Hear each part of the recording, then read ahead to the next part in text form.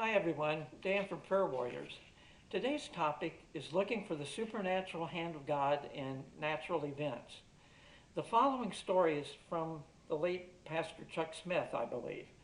There was a guy that lived in a valley that every 100 years or so would get a major flood.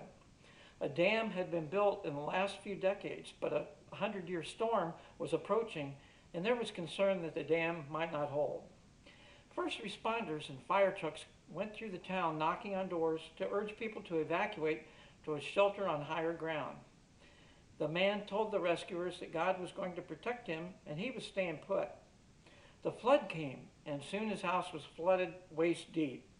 A boat of rescuers came by to save him, but again he said, "Hey, God will save and protect me and I'm staying." Finally, the man had to climb onto his roof to avoid the rising waters. Then a helicopter came overhead to rescue him, but again, the man refused, saying that God would rescue and save him.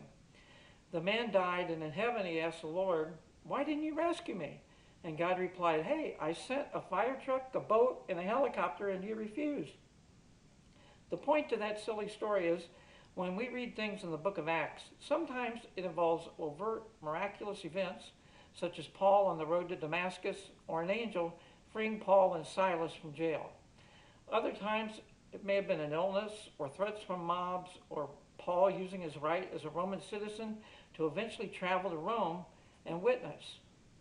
All these things were accomplishing God's will. By the way, we know from the New Testament writings that some letters mention the household of Caesar that had come to faith. Can you imagine being a guard chained to Paul? I think God allowed him chained to a guard so that the guard couldn't get away. No doubt the prisoners and guards' witness spread throughout the kingdom.